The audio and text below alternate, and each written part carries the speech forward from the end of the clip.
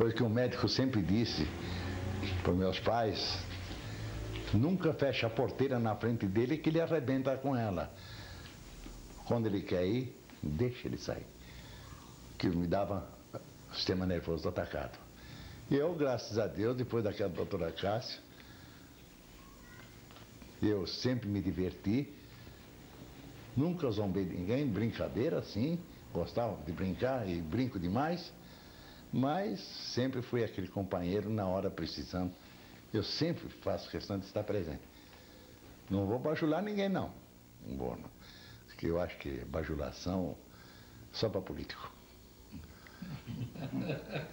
Agora, como pessoa assim, bajular o Paularo, o Antoninho, o Rainério, acho gostoso, porque são amigos que estão aqui desinteressados, além de qualquer outra coisa, nós estamos aqui para bater um papo. Agora, esse papo traz a gente, faz a gente feliz. É como o seu Paulo outro dia telefonou que era para ir na cama, mas eu não tinha condições de chegar até lá. Mas a gente veio aqui fazer uma visita. É a tal coisa. Papo, né? Você não foi a Maomé, mas o Maomé veio a montanha. Né? Então é isso aí. Com muito prazer. Eu agradeço modestamente eu estar na casa de um amigo de vocês. Então, se vocês precisarem de mim para alguma coisa, qualquer caminho a ser seguido, porque agora eu vou querer, se puder dar uma chegadinha na Santa Casa. Eu não quero menosprezar os outros hospitais, mas ver lá onde está montando esse banco de sangue novo. Você entra em contato com Dona Leonora. Vamos ver o que nós podemos fazer em Marília em prol dessa comunidade toda. Porque é na hora que o líquido vermelho que vai te salvar a tua vida, e a hora difícil se não tiver um companheiro que esteja presente. Porque essa é a hora difícil. Difícil mesmo. Eu saí daqui carregado numa maca, cheguei jogado numa cama lá, que para tirar o chinelo do meu pé teve que passar éter no outro dia, que não saía nem o chinelo do pé. Saí morto daqui, enrolado num lençol, que nem um porco.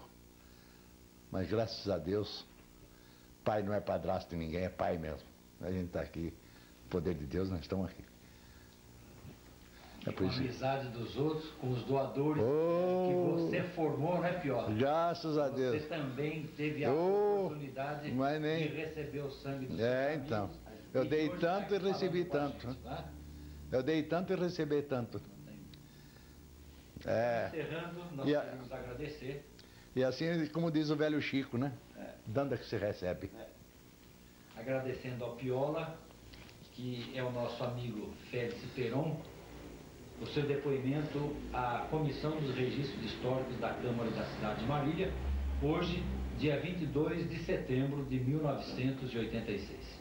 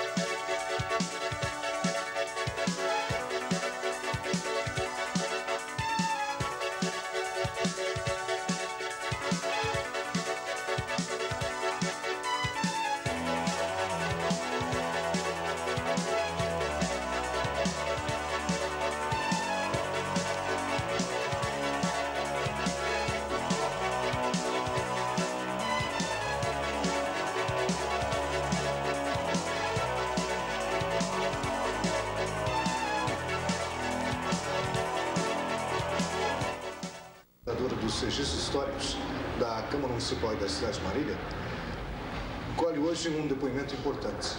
O depoimento de Maria José Brito Estanco Machado da Luz. Ela chegou aqui em Marília nos idos de 1927, nos primórdios de Marília. Eu perguntaria à dona Maria José, exatamente foi em 1927 que a senhora chegou aqui em Marília? Eu não posso precisar exatamente, mas julgo que foi em 1927, porque já se passaram tantos anos que é um bocado difícil, mas acho que foi em 1927. Tinha-se acabado de fazer a queima do mato. Estavam-se a abrir as primeiras ruas. E por que a senhora veio para Marília? Vim para Marília porque eu vivia na Fazenda São Bento, com o meu cunhado e minha irmã. O nome do cunhado? Francisco Pereira Milrão, que era administrador ou qualquer coisa parecida do Bento de Abreu de Sampaio Vidal. E então, claro, comecei a acompanhar isto, porque me entusiasmei, interessei-me, e de quando em quando vinha a Marília. E fui vendo, portanto, os sucessivos aumentos, as sucessivas coisas. Eu lembro-me que uma vez, por aviso da Fazenda São Bento, aqui em Marília, 80 quilómetros, eu levei 2 dias. Fazenda? Para chegar à fazenda? Para chegar aqui. Aqui em São Marília? Bento aqui. Porque... Vim de carroça? Não, vim num caminhão, mas houve uma chuvada muito grande, o caminhão atolou-se, foi preciso virem umas juntas de bois para tirar o caminhão da lama. Eu dormi na casa de um fazendeiro qualquer e depois, quando cheguei a Marília, até tinha com umas calças do dito fazendeiro que me davam 2 vezes as voltas à roda do corpo. Parecia uma donzela raptada. Mas é que realmente era verdade, era o que eu parecia, era uma donzela raptada. Ainda me lembro de estar sentada no meio do chão, sob um cobertor, o chão todo molhado, sob um cobertor, com um guarda-chuva aberto, eu e uma garotinha que vinha comigo, a tentarmos esperar que os bois tirassem o caminhão da lama e que conseguíssemos chegar a Marília. Dona Maria José, quando a senhora chegou a Marília, quem foi a família que recebeu a senhora? Que recepcionou a senhora? Era a minha família. E a senhora lembra de outras pessoas que estavam morando aqui? Não me lembro. Não tinha nada? Nada, porque mesmo julgo que nessa ocasião, quando eu vim a primeira vez, só alguns operários é que viviam cá. Só alguns operários. Porque era gente muito estranha, vinda de vários estados e com até pronúncias brasileiras muito diferentes. Os primeiros, como sabe, quando uma coisa aparece nova num estado no Brasil, vem gente de toda a parte. Isso eu tive a ocasião de observar muitas vezes. E aqui isso é a mesma coisa. Eu vim justamente sempre com a minha família. Vamos reportar um pouquinho e voltar a 1927. A senhora conseguiria localizar hoje a Fazenda São Bento? Onde era a Fazenda São Bento? Localizar, eu sei que ela ficava, olha, ficava a 80 quilómetros de Marília. 80 quilómetros de Marília? Ficava, porque eu levei 2 dias a passar esses 80 quilómetros. A Fazenda São Bento, bom, isto aqui era o Alto Cafezal. Exato, não chamava Marília ainda. Não se chamava, mas já se começava a pensar que havia de ser Marília. Que o Bento de Abreu já tinha pensado que essa devia ser a designação da estação que competia à letra M, Marília. Perfeitamente, exatamente. Era a Companhia Paulista de Estradas de Ferro. Já estado noroeste. Vamos nos situar. Aqui é a Avenida Sampaio Vidal. A senhora lembra da Rua Prudente Moraes? Não me lembro nada. A Igreja de Santo Antônio, a senhora lembra? Não, eu só, a única coisa, não me lembro nada porque não estava nada disso feito. A única coisa que me lembro era, por exemplo, a capelinha onde estava o Santo Antônio, que há uma fotografia onde eu até estou, uma fotografia do lançamento da primeira pedra e que disse-se missa em frente à capelinha de São Bento por um padre, que era o padre Cristina, que eu tenho a impressão que era até Algarvio ou descendente de Algarvios. Padre Cristina. O padre Cristina era da Igreja de Santo Antônio ou era da Igreja São Bento? Já? Isso já não me lembro. Eu acho que nessa altura não havia Santo Antônio nem São Bento. Eu tenho a impressão que havia apenas São Bento. Não havia ainda 2 paróquias nem nada disso. Eu vou tentar situar para a senhora. É o seguinte, quando Marília começou, exatamente, foi o loteamento do Alto Cafezal, que significa do lado da Igreja de Santo Antônio, ou seja, da Avenida Sampaio Vidal em direção à Avenida Santo Antônio. As terras de Bento Abreu é da Avenida Sampaio Vidal em direção à Santa Casa. esta igreja que a senhora localiza é abaixo da Santo Antônio, em direção à estação de estrada de ferro? Isso é muito difícil de dizer. É muito Porque difícil. sabe que eu tenho 81 anos e já passaram muitos anos depois disso que eu era uma garota. Por isso que nós estamos tentando, com a senhora, localizar, lembrar exatamente o local para a gente poder realmente reconstruir a história de Marília, que para nós é muito importante, esses dados que a senhora está nos fornecendo. A igreja de São Bento, eu sei que o Bento Abreu Sampaio Vidal mandou para cá uma imagem, que eu lembro-me até de estar aqui quando ela foi recebida. Sim. Era uma imagem, como eu dizia, em tamanho sobrenatural, era uma imagem grande, e tinham feito uma espécie de uma cabana, muito pequenina, onde mal cabia a coisa. E muito naturalmente, era natural que ela estivesse situada na parte da terra de Sampaio Vidal. Do Bento de Abreu. A senhora conheceu o Bento de Abreu? Conheci o Bento Abreu. Toda a família de Bento de Abreu? Não. Só conheci o Bento Abreu, conheci principalmente um filho, Paulo. Ele está vivo? Ainda está vivo, tem graça. Eu por acaso conheci ali na fotografia logo. Conheci ainda o Joaquim, menos, que até há um retrato em que eu estou, um retrato no lançamento da primeira pedra, em que estou eu e vejo o Joaquim lá. E conheci o Clóvis, que era então um garoto, um rapazinho de 17 anos, 16 anos. A senhora fala do Clóvis? Do Clóvis. Era um garoteiro. Mas quem eu conheci principalmente era o Paulo, que ia muitas vezes à fazenda, e eu, quando o meu cunhado se transferiu propriamente para aqui, eu fiquei guarda-livros da Fazenda São Bento. Guarda-livros da Fazenda São Bento. Eu não tinha nenhuma preparação para isso. Eu vinha de uma escola de Belas Artes, onde estava estudando pintura. Mas sabe que a gente adapta-se a tudo quando quer adaptar. O meu sobrinho, que era o guarda-livros, que era o filho mais velho do meu cunhado, veio para Marília. E então precisava de alguém que ficasse ali. O meu cunhado, que não acreditava nas mulheres, por acaso acreditava em mim. E ensinou-me, começou-me a ensinar. E depois era ver a vaidade dele a dizer que em 8 dias ele me tinha deixado passar os livros logo diretamente a limpo tudo. Porque eu realmente entrei bem naquilo. É natural, eu tinha já nessa altura cadeiras da Politécnica, cadeiras da Faculdade de Letras de Lisboa, de maneira que era natural que me adaptasse a qualquer coisa, desde que eu me quisesse habituar. E eu tenho-me habituado toda a minha vida a adaptar-me às circunstâncias. Evidente. Muito bom. Então, Maria José, a senhora lembra de alguns amigos da época? Não me lembro.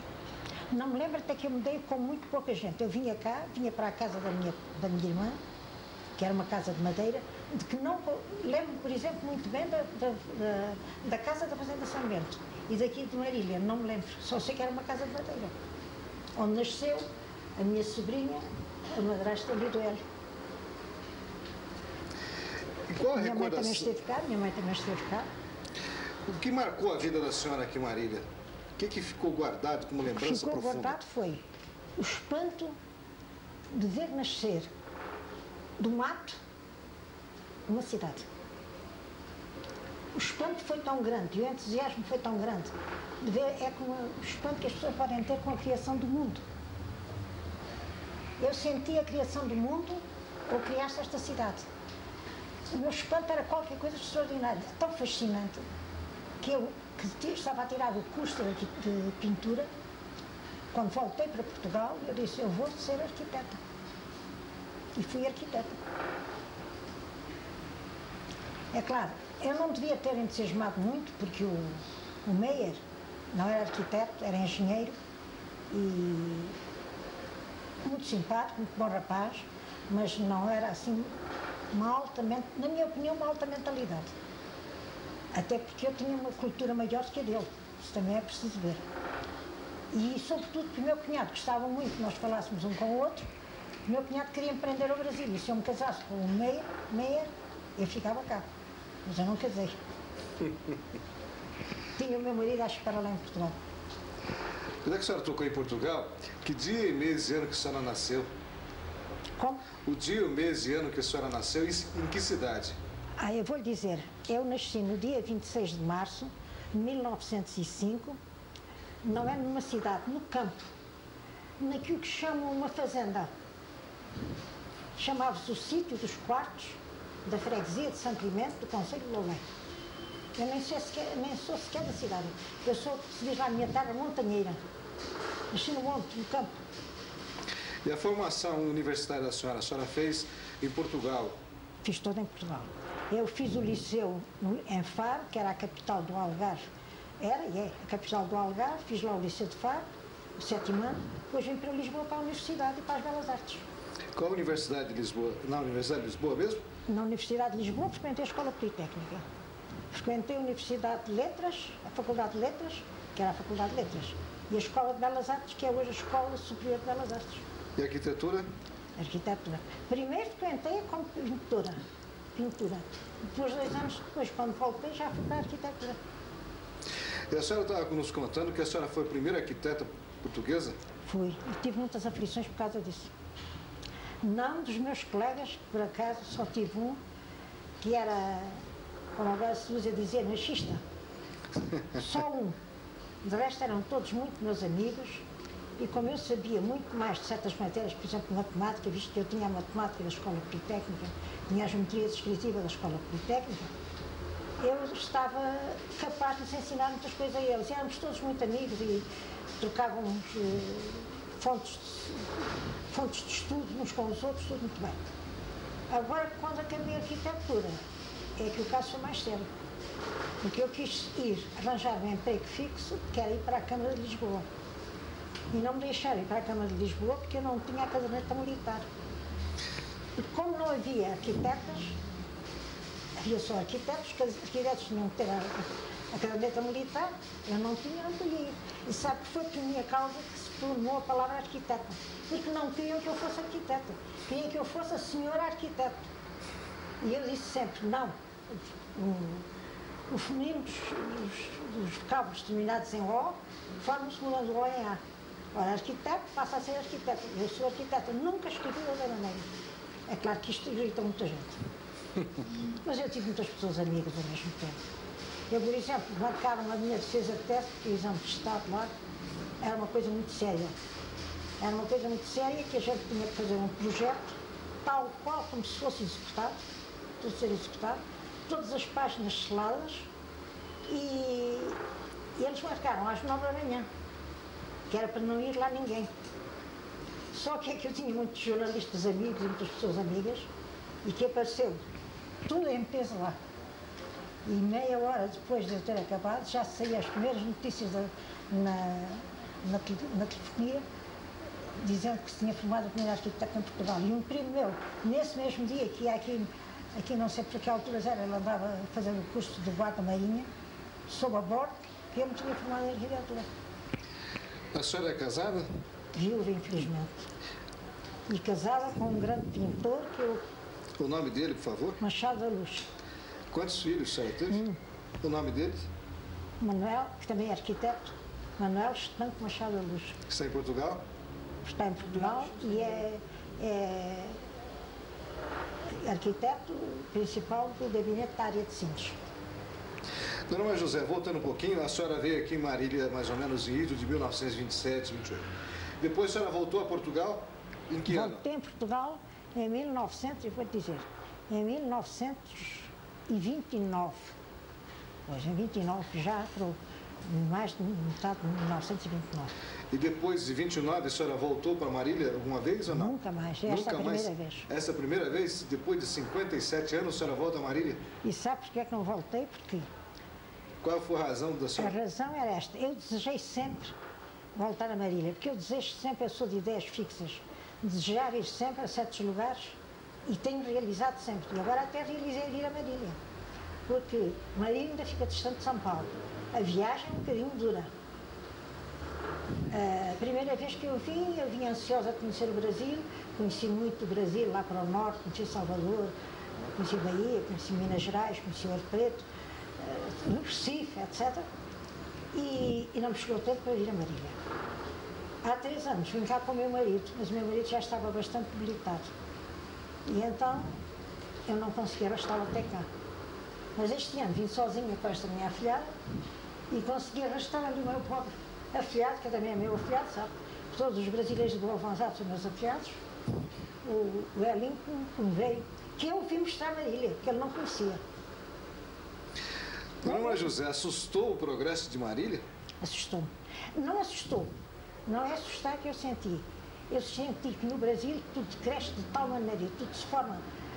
O Brasil tem tanto vício, tanta verdura em si, tanto calor, tanta força, que eu não me admirei. Agora, não pude deixar de ficar espantada quando eu deixei ruas, tem casas, ou com umas barracas de madeira, e veio encontrar a cidade ajazinada, porque vejo aqui. Não fiquei assustada, fiquei deslumbrada. Vamos voltar um pouquinho no tempo, Dona Maria José. A senhora lembra de alguma plantação de café por aqui? Lembro-me, e até lembro, agora eu não posso localizar onde é que era essa plantação de café, porque o meu cunhado, em determinada altura, comprou um sítiozinho para plantar café, e plantou. E eu até entrei com uns cobrinhos, que eu era guarda-livros da Fazenda São Bento, tinha o meu ordenado, e entrei também com uns pezinhos de café. Eu digo meia dúzia de pés de café que eu depois contei. Só que aquilo não deu resultado. Houve a seguir ele gastou-me dinheiro a abrir uma estrada para ir para essa fazendinha e houve uma crise de café que sabe que ela é sistemática de quando em quantos anos, não é? Era, pelo menos nessa altura, agora não sei. E o meu cunhado perdeu isso e eu perdi também.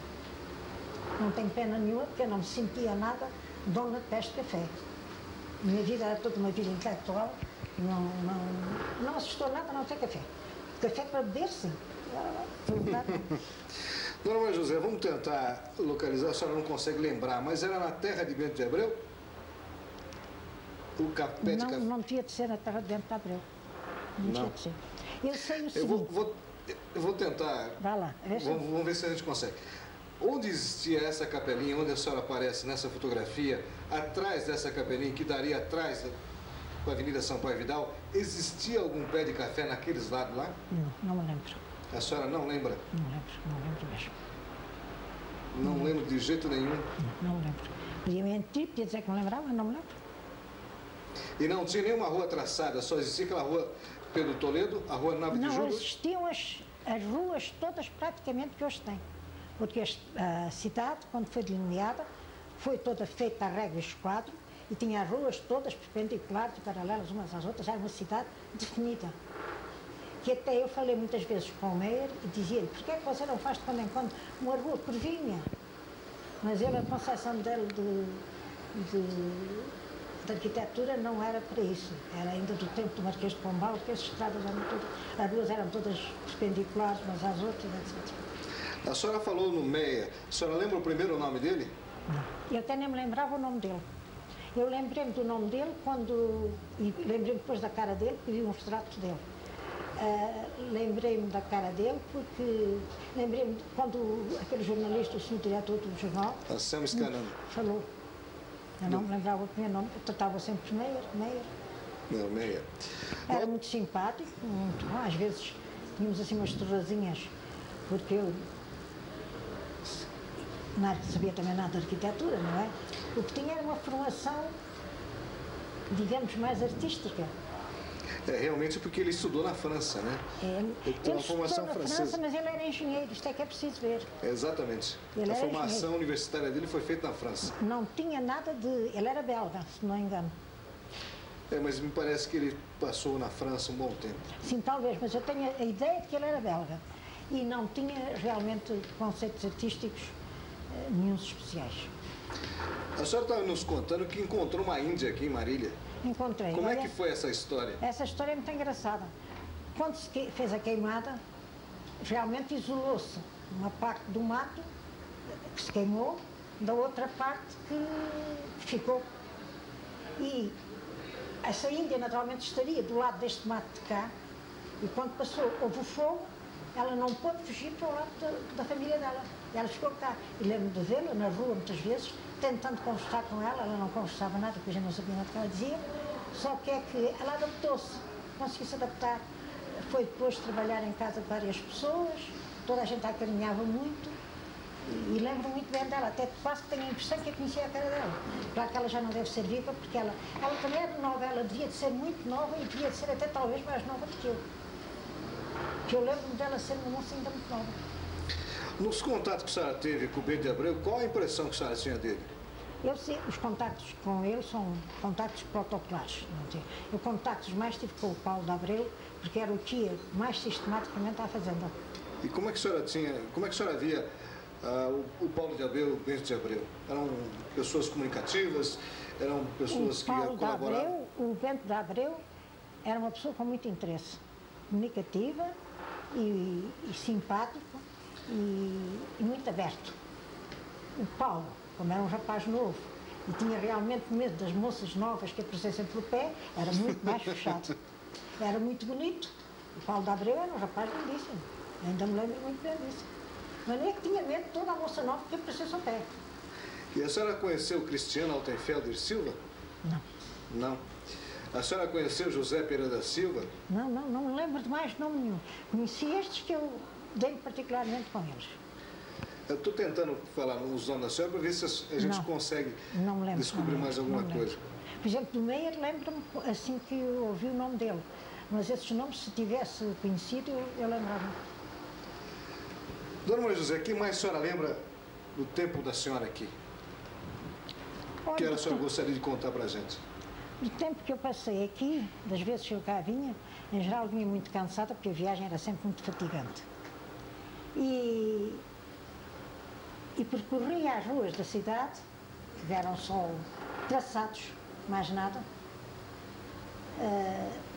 Conversava com o meu cunhado, que por acaso, sendo ele, como se diz, machista, meu cunhado era bastante machista, não acreditava nada nas mulheres, mas acreditava em mim. Mas era bastante machista e conversava muito com ele sobre isto. E discutia às vezes com o Meyer, coisas traçados, dessas coisas assim, não é nada. O Meyer era capaz ainda de ser vivo, porque ele era um pouco mais velho do que eu, mas não muito. Ele desapareceu de cá, o Meyer. Falecido. Ai, faleceu. Eu devo ser das poucas sobreviventes. Já sei que o Paulo de Abreu que ainda é vivo. O Paulo de Abreu é vivo. O Paulo de Abreu também era mais velho do que eu. Ele está em São Paulo. Pois é, mas ele já não me conhecia. Aliás, eu conheci porque vi um retrato dele do tempo em que eu o conheci. Porque ele possivelmente, se visse um retrato meu do tempo em que ele me conhecia, também não deverá me ter. A senhora chegou a conhecer o pai de Cristina? A senhora ouviu só falar dele? E da mulher do Paulo de Abreu eu não conheci, nem conheci, como digo, só conheci os filhos. E o Bento de Abreu, que o Bento de Abreu ia muito à fazenda de São Bento, mas principalmente quem ia mais era o Paulo. O pai de Cristina, não.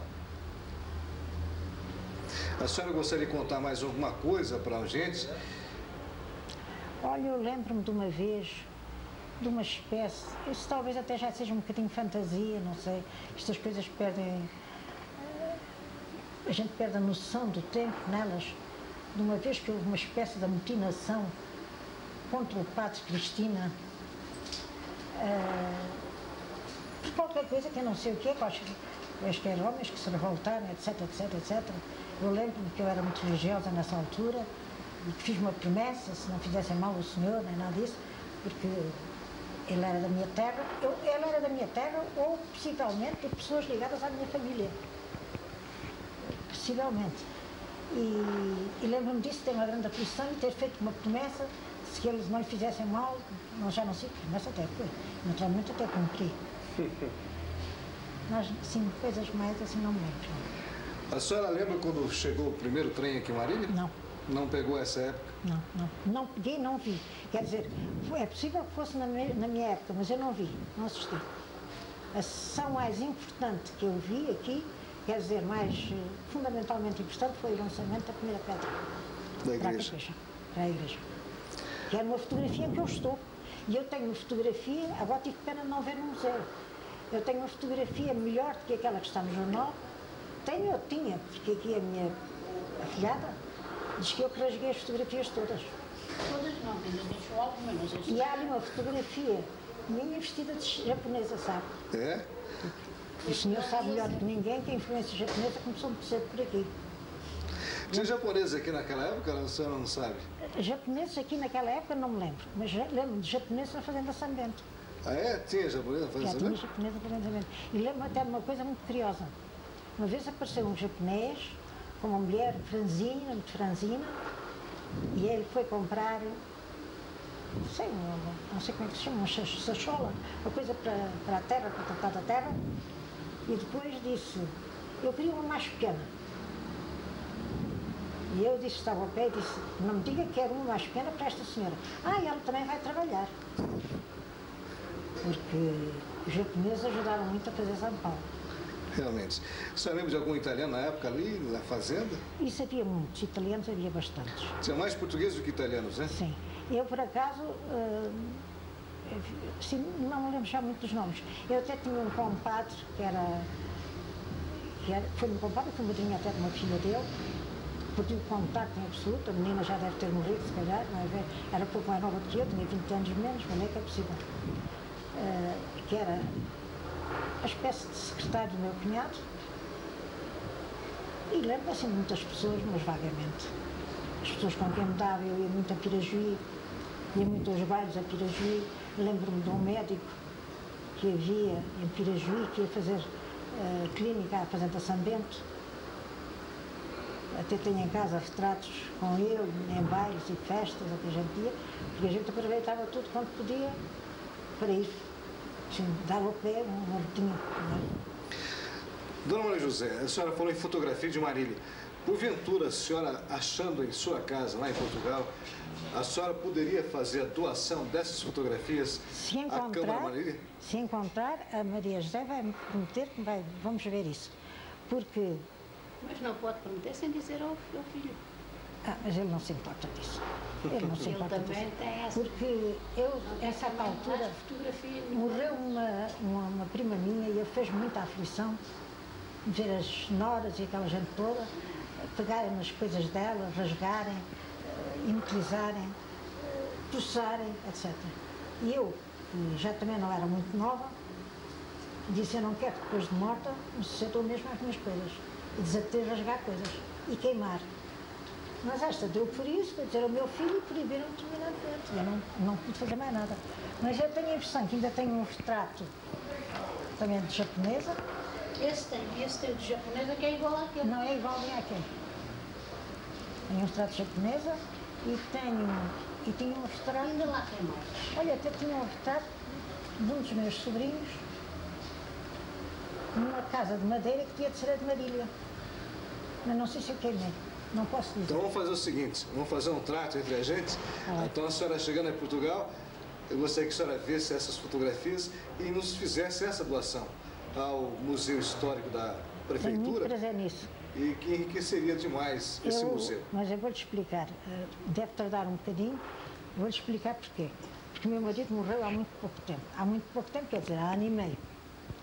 E eu ainda me custa muito mexer em coisas antigas, coisas relacionadas com isso. E no meio dessas coisas antigas é capaz de estar até as fotografias. Eu tenho até uma fotografia muito bonita minha, que eu ano passado fiz para o filho, não há 2 anos, dei-lhe um álbumzinho para o filho, uma fotografia minha nova, do pai novo, e depois os retratos dele em pequenino. E tenho, eu ainda devo lá ter, naquelas... Tem na arca. Tem naquela mala que está na despensa na arca. Não tenho que ir ver a mala que está na despensa. É onde está essa chinesa também. Eu prometo, e ela não me deixa faltar a palavra, está bem? Chegando lá, vou tratar. Quem vai mexer nisso? Eu juro com a mão direita, então não se nega. Acompanha a gente também a dona Maria José Martins Noronha, o Hélio Mendes Rocha Júnior, a Eliane Teixeira e o seu pai, Ribamar Mato Teixeira. Finalizando, dona Maria José, eu gostaria que a senhora deixasse para todos nós uma mensagem. A senhora viveu primórdios de Marília, isso nos idos de 1927. Passados 58 anos, a senhora volta a Marília, vê essa cidade crescer, viu essa cidade pequena e hoje grande. Nascer, eu via nascer. Viu nascer e hoje ela já é... É adulta e bem adulta. E cada vez mais ela está progredindo. Eu gostaria que a senhora deixasse à juventude de Marília uma mensagem. Tenho prazer nisso e, sobretudo, porque aqui tenho o prazer de constatar que há muita gente jovem, já metida em trabalhos, e o prefeito é muito jovem, aquele nosso amigo também é jovem, embora seja da minha idade, da minha afilhada, mas está muito entregue a gente jovem. E eu sou dos velhos que tenho a certeza de que o futuro somos novos. Dona Maria José, eu, em nome da comissão, agradeço a presença da senhora. O seu depoimento foi muito importante para todos nós e esse depoimento ficará gravado e arquivado aqui na Câmara Municipal de Marília e futuramente esse depoimento seu será oferecido e será passado para as crianças e também para os estudantes da nossa cidade. E mostrar realmente as primeiras pessoas que aqui chegaram, realmente os pioneiros de Marília. Eu fico muito comovido e muito agradecido pela presença da senhora e pela visita que a senhora fez à Câmara Municipal de Marília. Garanto-lhe que ninguém fica mais comovido do que eu fiquei com esta visita à Marília. Não tenha dúvidas que ninguém fica mais comovido. Porque eu, hoje, quando eu vi o jornal lá e que vi aquela fotografia minha lá no lançamento da primeira pedra e aquelas coisas todas, vi o que hoje era Marília. Eu que vi Marília menina de berço, é um espanto grande. Mas é um espanto que não é difícil de acreditar no Brasil. Porque eu nunca me esqueço, a maior impressão que me fez foi a ver no Brasil 2 vezes o arroz dar grão. Quando eu vi 2 vezes lá no Algarve, lá em Portugal, o arroz dá só uma vez. E aqui havia depois o arroz da sopa. E eu não sei se ainda chamo hoje arroz da sopa. Era o segundo arroz que nascia, depois de se ter cortado, nascia outra vez arroz e dava. E quando eu vi esse milagre, fiquei acreditando que realmente o Brasil era um bom país.